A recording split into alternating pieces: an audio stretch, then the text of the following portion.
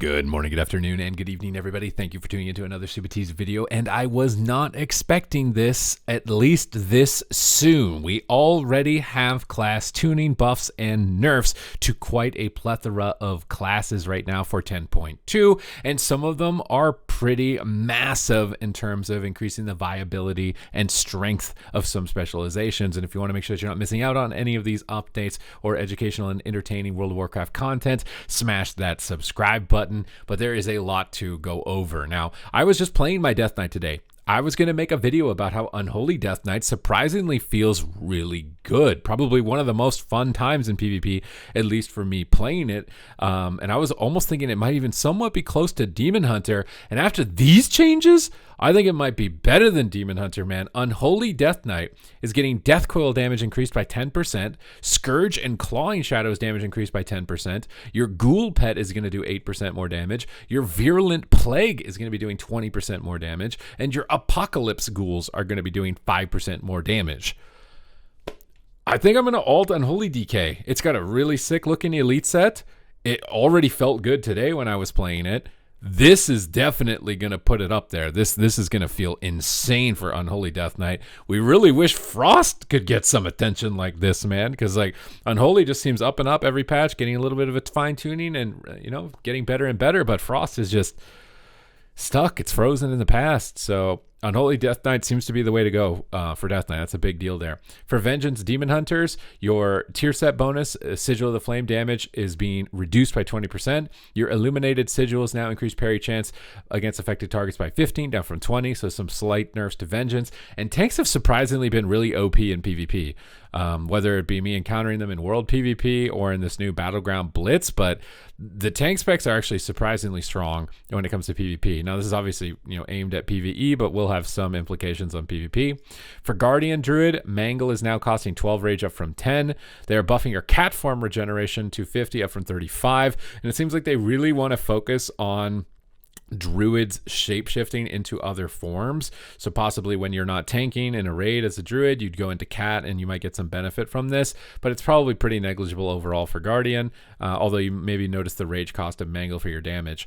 For Balanced Druid, again, cat form energy regen increased by 50 from 35. I don't think you're going to really spend any extended period of time in cat form because you're already a DPS spec and you can do damage from range, so why would you want to sacrifice the ability to do it safely from range, lose all of your armor, lose all of your Alkin procs, lose all of the interactions of your class to go into cat form when you don't even have talents like Feral that amplifies and all the effects. I just don't see Balanced Druid ever being one of these, at least into cat form. I can understand Bear to make yourself more tanky, but Cat and Boomkin are just, you're both doing damage and one of them has an entire talent tree built around it and the other one doesn't. So how do you make that work? I don't think this is going to see any real change for balance. But for Resto Druid, why did they buff you? I don't know.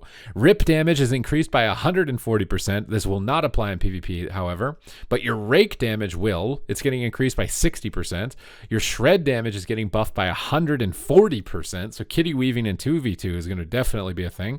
They buffed Ferocious Bite by 200%. Thankfully not in PvP combat, because I don't even want to remotely think about what that number is going to be like with Heart of the Wild. And there's that new talent where when you shapeshift, you get Heart of the Wild every minute or something like that. So the Kitty Weaving in 2v2 is definitely going to be a thing. Likely really overpowered in Battlegrounds as well. Getting full hots on yourself and then going cat farm in 1v1 in DPS. You're going to carry in Battlegrounds like this for sure. But in threes, I feel like getting too close and getting too spicy might be too much. Cat form energy regen also being buffed to 50% up from 35. So Resto Druid seeing some of the biggest changes here for these buffs towards Druid. For Augmentation Evoker, developers notes the amount of utility that Augmentation Evoker brings on top of its high damage has proven to be too powerful despite recent changes. Therefore, we are further reducing their damage contributions to the group in order to balance them against other specializations. Ebon Might is going to grant 6.5% of the Evoker's primary stat, down from 8.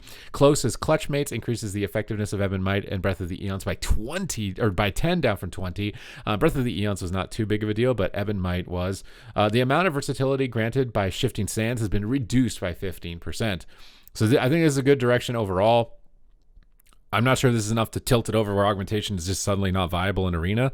I think Dream Projection got a lot more value in this patch, considering it's a 1 minute cooldown, and Mass Dispel is now a 2 minute cooldown.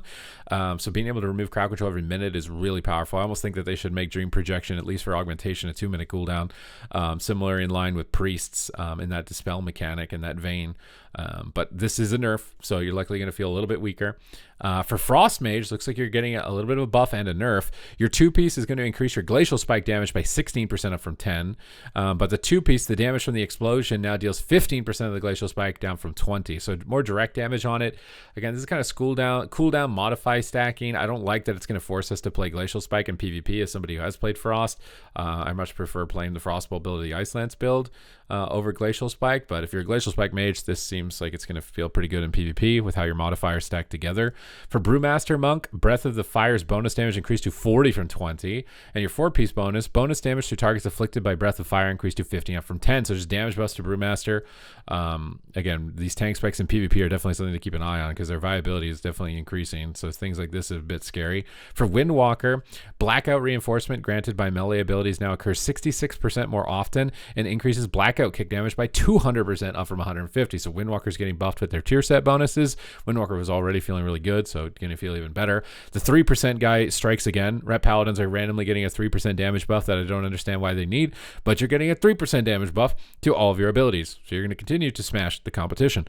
For Discipline Priest, developers notes Discipline healing throughput, particularly in raids, is slightly higher than we would like. That feels bad for PvP because probably means they're going to nerf it. Given their damage and utility contributions to the group, to balance them, we're reducing some talents that are giving a lot of power for only one talent. The goal is to improve talent balance while also bringing them in line with other healers. Divine Age's absorption reduced to 5% of healing done, down from 10. That won't matter in PvP. Inescapable Torment damage reduced by approximately 19% though.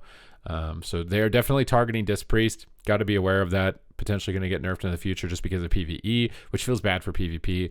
Disc Priest in PvP is feeling like just interrupt penance, and then the Disc Priest is useless right now with the changes and reductions in their overall spells. You don't have a lot of Shadow School spells to cast, and penance is such an important spell with how the current talent builds are playing that I think it's just going to be kick penance, and the Priest is useless. And I'm a bit worried for Disc's viability in PvP because of that, despite it being a lot of fun. For Assassination Rogues, we are seeing the 4-piece set bonus tooltip now accurately reflect his actual output, so just tooltip fixes. 4-piece bonus, set single target damage increased by 4%, so a little minor increase of DPS to assassination. And now these changes for Warlock, man. What is this, man? What the... Amir Drasil's tier set Flame Rift is going to do 50% more damage.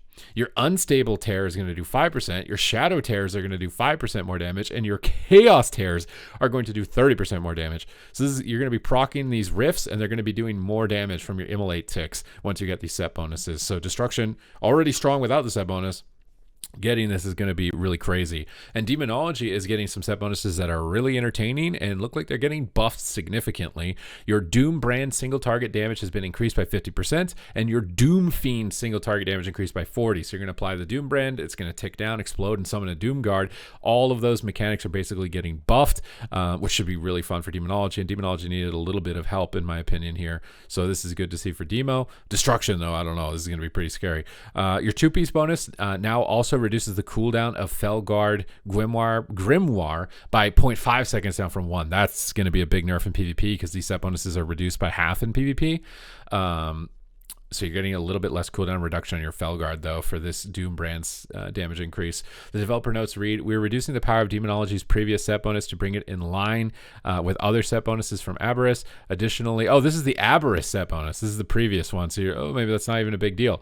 Additionally, we're increasing the throughput of both Destruction and Demonology set bonus from Amir Drasil, while also increasing the power of Dimensional Rift baseline. So very scary changes. Destruction, Unholy DK, Ret Paladin to some extent, Windwalker to some extent, looking very terrifying here with these changes moving forward. Definitely don't underestimate them. I'm probably playing a DK at least as some kind of alt because it felt really good. This is one of the best iterations I've seen for it.